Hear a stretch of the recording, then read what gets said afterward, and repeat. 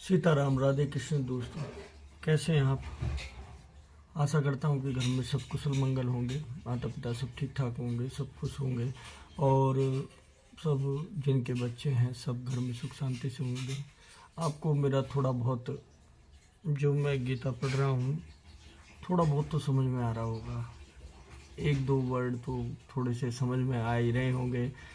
तो अभी आज हम अध्याय 2 के श्लोक नंबर 69 से अध्याय 2 समाप्त करेंगे, श्लोक नंबर 72 तक।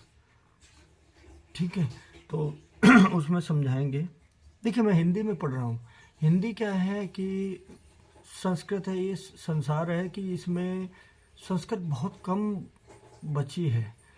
तो संस्कृत और कुछ थोड़ा सा मतलब मुझे हिंदी में सरल लगा है कि हिंदी में समझाना थोड़ा बहुत सही अच्छी बात है ना। तो अभी मैं आपको थोड़ा हिंदी में समझाता हूँ। बीच बीच में एक दो श्लोक मैं आपको जो मुझे अच्छा लगेगा तो मैं श्लोक वो संस्कृत में बता के उसका उदाहरण उच्चारण जो भी है वो मैं आपको करके बताऊंगा। ठीक है। श्लोक नंबर 69 में प्रभु कहते हैं, संपूर्ण प्राणियों के लिए जो रात्रि के समान है उस नित्य ज्ञान स्वरूप परमानंद की प्राप्ति में स्थित प्रज्ञ योगी जागता है, और जिस नाशवान सांसारिक सुख की प्राप्ति में सब प्राणी जागते हैं, परमात्मा के तत्व को जानने वाले मुनि के लिए वह रात्रि के समान है। अभी आप समझे क्या बोल रहे हैं? संपूर्ण प्राणियों के लिए जो रात्रि के समान है, हम पूर्ण जो पूरे संसार में सभी व्यक्ति हैं जो रात को रात समझते हैं, उस नित्य ज्ञान स्वरूप परमानंद की प्राप्ति में स्थित प्रज्ञ योगी जागता है। उस समय नित्य ज्ञान स्वरूप परमानंद की उसी समय वो जो रात्रि होती है जिसको हम संपूर्ण प्राणियों के लिए रात्रि समान समझते हैं, उस नित्य ज्ञान स्वरूप परमानंद की प्राप्ति की स्थित प्रज्ञ योगी जागता है। उसी समय हम सोते हैं, उस समय जो नित्य योगी होता है वो उस समय पे जागता है। जैसे ब्रह्म काल जो काल होते हैं उस समय शुभ मुहूर्त जो होते हैं हमारे सुबह, उस समय में वह जागता है। और जिस नाशवान सांसारिक सुख की प्राप्ति में सब प्राणी जागते हैं, जिस नाशवान मतलब विनाश करने वाले नाशवान सांसारिक सुख, जो सुख सुख की प्राप्ति के लिए सब प्राणी जागते हैं, परमात्मा के तत्व को जानने वाले मुनि के लिए वह रात्रि के समान है। मतलब जिस समय पूरे संसार के प्राणी सुख प्राप्ति के लिए जागते हैं, उस समय वह मुनि जो योगी है परमात्मा के तत्व को जानने के लिए वह उसे रात्रि के समान समझता है। श्लोक नंबर 70, जैसे नाना नदियों के जल सब ओर से परिपूर्ण अचल प्रतिष्ठा वाले समुद्र में उसको विचलित न करते हुए ही समा जाते हैं, वैसे ही सब भोग जिस स्थित प्रज्ञ पुरुष में किसी प्रकार का विकार उत्पन्न किए बिना ही समा जाते हैं, वह पुरुष परम शांति को प्राप्त होता है, भोगों को चाहने वाला नहीं। जैसे नाना नदियों के जल से सब ओर से परिपूर्ण होता है, जैसे समुद्र की नदियों का जल चारों तरफ फैला हुआ होता है, अचल प्रतिष्ठा वाले समुद्र के उसको विचलित न करते हुए ही समा जाता है। जैसे नदियों का जल सब ओर से परिपूर्ण अचल प्रतिष्ठा वाले समुद्र में, अचल प्रतिष्ठा वाले समुद्र में एक समुद्र है, समुद्र के अंदर सारी नदियों का जो जल है चारों तरफ से आता है, वो बिना विचलित हुए उसमें समा जाते हैं। वैसे ही सब भोग जिस स्थित प्रज्ञ पुरुष में किसी प्रकार का विकार उत्पन्न किए बिना ही समा जाते हैं। जैसे ही सारे भोग जो हम भोगना चाहते हैं, सुख, बस सुख ही चाहिए, दुख नहीं चाहिए, सारे भोग वो बिना विकार किसी भी बिना मतलब इच्छा के समा जाते हैं, वह पुरुष परम शांति को प्राप्त होता है। जिसकी कोई इच्छा नहीं होती, सुख हो दुख हो क्या हो, उसे सिर्फ परमात्मा से मतलब है, कोई विकार नहीं, किसी के प्रति कोई वैसा स्वभाव नहीं है। तो ऐसे पुरुष परम शांति को प्राप्त होते हैं।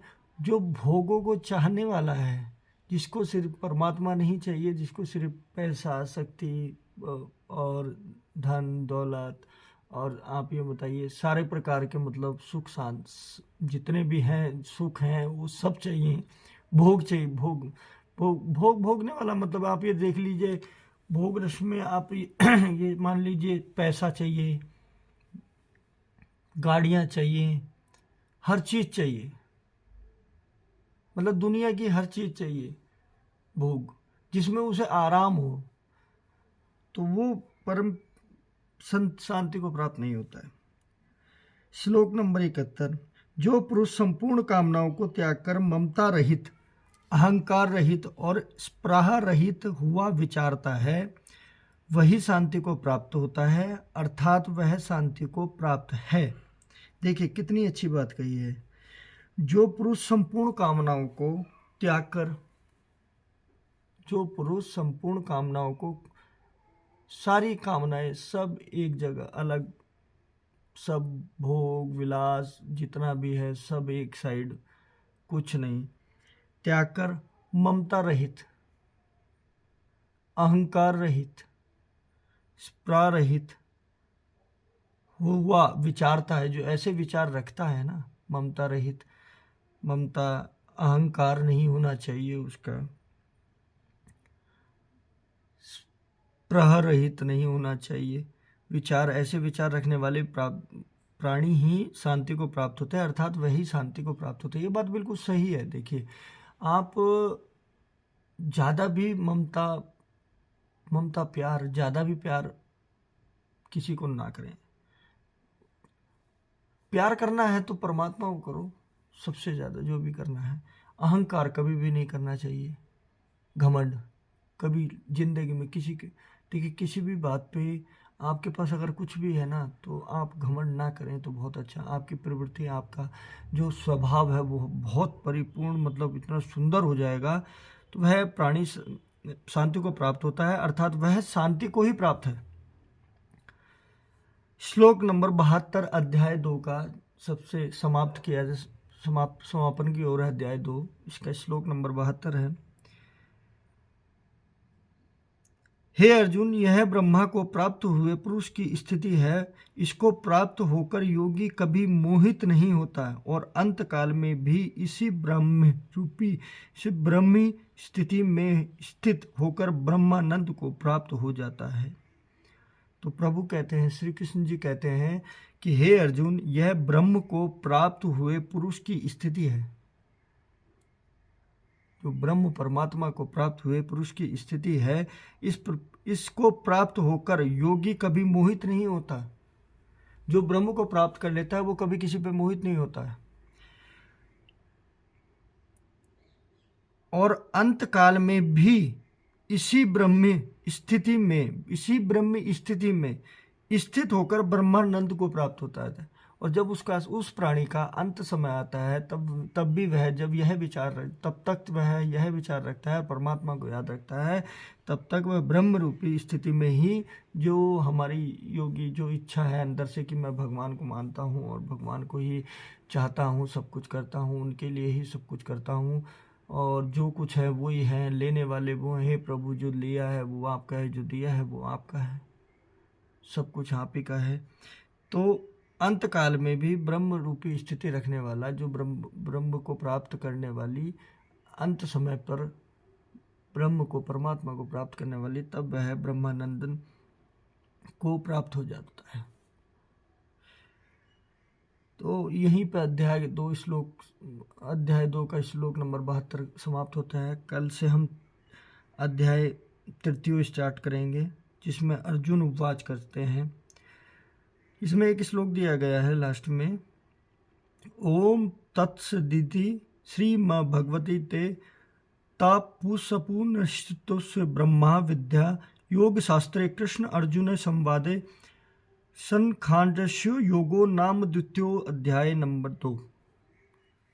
तो यहीं पर हमारा अध्याय समाप्त होगा। तो आपसे प्राप्त करते हैं जो कुछ मैंने समझा है क्या। मैं तो देखिए अपने लिए पढ़ रहा हूँ। मैं बस ये सोच रहा हूँ कि मेरे अगर ये एक या जो भी मैं एक दो वर्ड मेरा सही मेरे मुख से निकल रहा हो, वो किसी एक या दो आदमी के कान तक भी पहुंच जाए, वही मेरे लिए बहुत है। कि मैं अपना आपको यही समझूंगा कि पर मैं तो चलो ये पढ़ने में परमात्मा को जानने में लगा हुआ हूँ कि कम से कम एक या दो प्राणी के कान में पहुंच जाए, वही बहुत है। तो इसी के साथ मैं आपसे यहीं पर समापन चाहूँगा और प्रार्थना करूँगा कि आपके घर में सब सुख शांति से हों और सब खुश कुशल मंगल हो। हे भगवान, इस घर में सब सुख शांति से रखना। बस अपने माता पिता की सेवा करते रहना, यही सबसे बड़ा भोग है। इस भोग को जो भोग लेता है वो जिंदगी भर परमानंद को प्राप्त होता है। जो परमात्मा है उन्हीं को प्राप्त होता है।